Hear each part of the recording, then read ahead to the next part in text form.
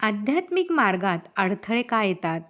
आजकाल अनेक जण म्हणतात, देवाची उपासना सुरू केली आणि उलट त्रास वाढले, म्हणून आता फारसा देवधर्म करत नाही.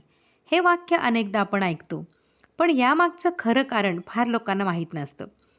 माणूस साधारणपणे अडचणीमध्ये, संकटामध्ये असताना देवाची आठवण काढतो. तेव्हा तो जप, ध्यान, व्रत, सेवा सुरू करतो. पण आश्चर्य म्हणजे याच वेळी त्याच्या आयुष्यात काही विचित्र घटना घडायला लागतात. घरात वादविवाद होतात, गैरसमज वाढतात, शरीर अस्वस्थ होते, कामामध्ये अडथळे येतात, व्यवसायात अडचणी वाढतात आणि मग माणूस गोंधळतो, निराश होतो आणि उपासना थांबवतो. इथेच आपण चुकतो.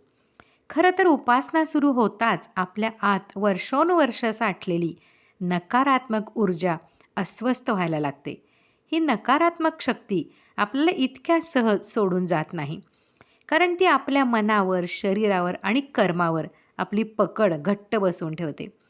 आध्यात्मिक साधना, मंत्रस्मरण, जप, तप यामध्ये इतकी ताकद असते की ही नकारात्मक शक्ती हळूहळू वितळायला लागते, बाहेर पडायला लागते.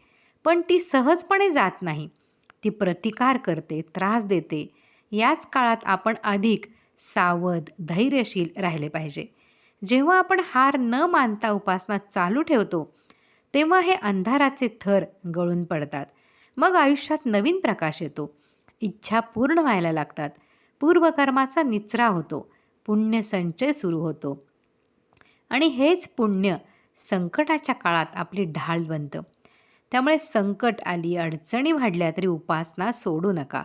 कारण तीच खरी परीक्षा असते. म्हणून श्री दत्तात्रय महाराज म्हणतात, एकदा माझ्या छायेखाली आलात की भीती नाही. आध्यात्मिक मार्ग हा काटेरी असतो, पण त्याच्यातून चाललात तर शेवटी फुलांचा सडा मिळतो. अवधूत चिंतन श्री गुरुदेव दत्त.